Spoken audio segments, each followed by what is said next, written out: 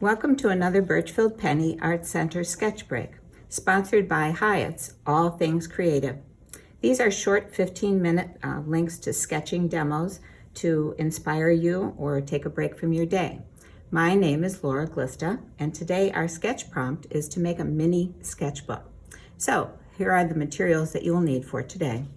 One sheet of paper, can be regular copy paper, 8.5 by 11, or 11 by 14 will give you a little bit bigger sketchbook.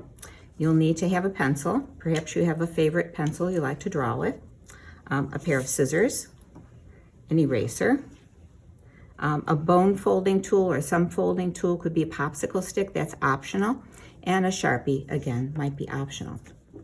The first thing you're going to do is to take your pencil, place it down on the paper anywhere, and make some sort of a line. Could be curving, could be zigzag, but you want to make sure you take in most of the area of the paper in some way so there's not a big blank area.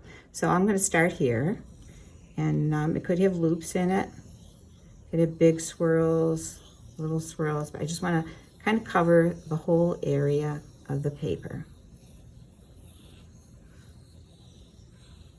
and end up back where you started. So part of the purpose of this line is to give you some sort of a prompt. Sometimes people look at a blank sheet of paper and not sure where to start or what they want to draw. This will kind of get you over that little bit of a hump. So this is one I'm going to use, but here's one with Sharpie, if you want to use a Sharpie. Here's one that's more straight lines or zigzag lines. The next step is going to be to do some folding. So you want to flip this paper over, line side down. I'm going to fold it first just in half with a horizontal fold. And this is where if you have a bone folding tool, you can use that to make a nice firm crease. Each side now is going to come back up to that fold. So I'm going to bring this side up, crease that down, and then I'm going to flip it over, do the same thing on the other side.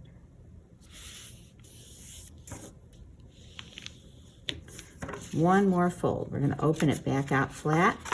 Again, flip it line side down and fold one fold in the vertical direction.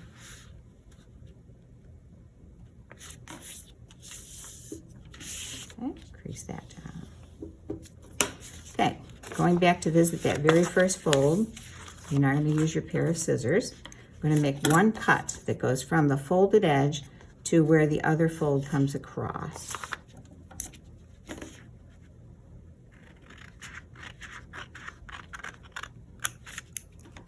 Now, this is probably the only tricky part. It's really not bad.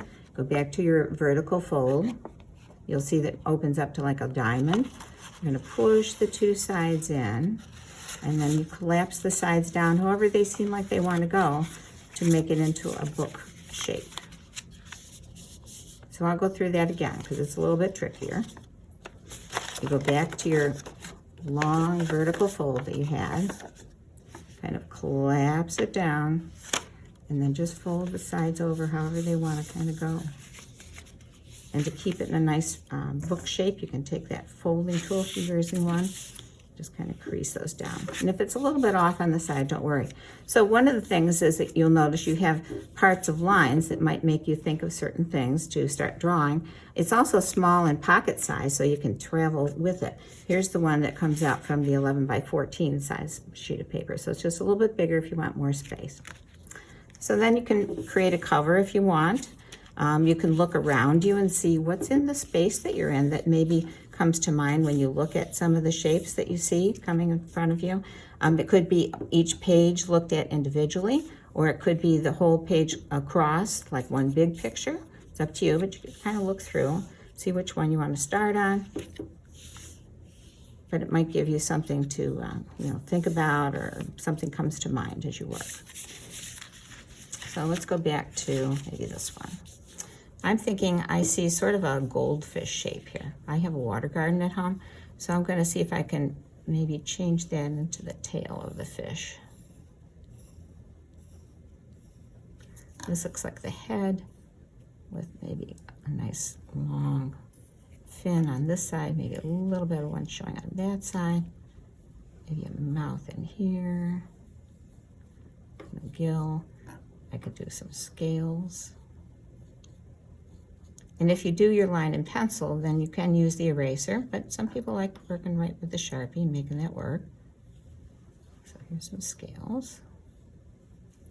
This could be the start of a lily pad.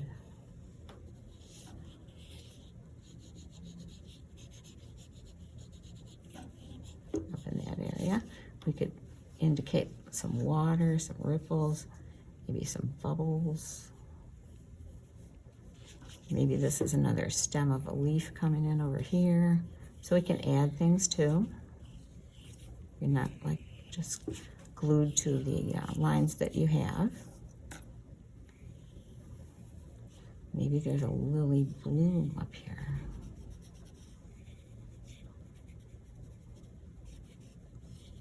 So there's that page.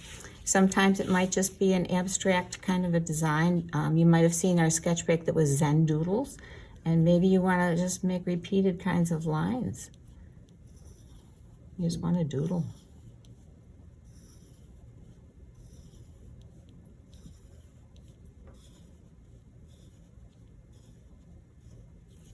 And we can kind of enhance that by adding some other designs.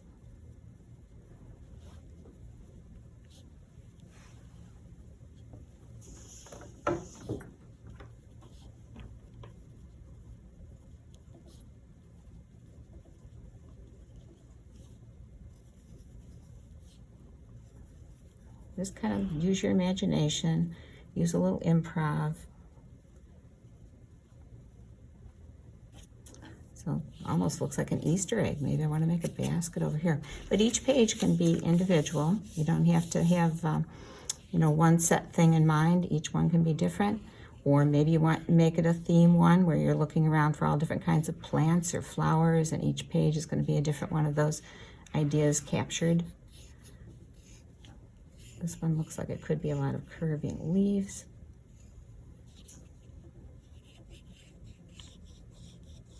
Or maybe a feather.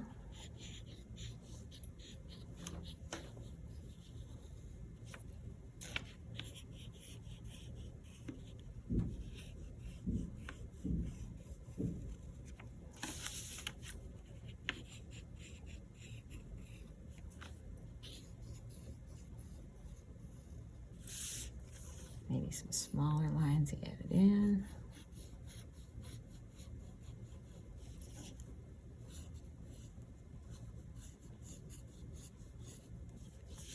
So there's that page. And you could have a cover, or you could have a back page. So I have one that I did before, my mini sketchbook, little pencil there. First I started making some leaves and adding some berries because there was these nice curves. And then I remember another sketch break where there was kind of a ribbon idea, making it look three-dimensional, overlapping. So that kind of lended itself nicely to a curved line. Here's one with just some repeated patterns. And kind of another vine, a little morning glory vine here, crawling across 2 pages. And then, of course, you just never know what a line can become until you start using your imagination with it.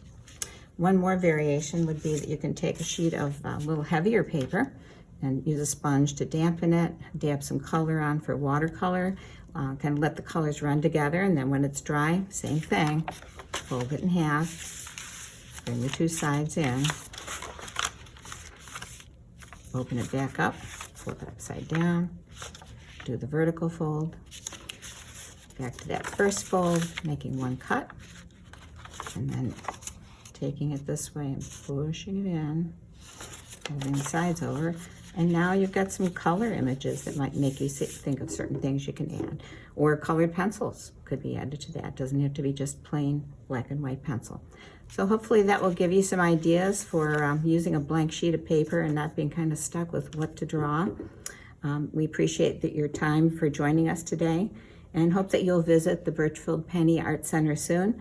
Maybe bring your little sketchbook with you if you make one, because you never know where a line can lead you. Thank you.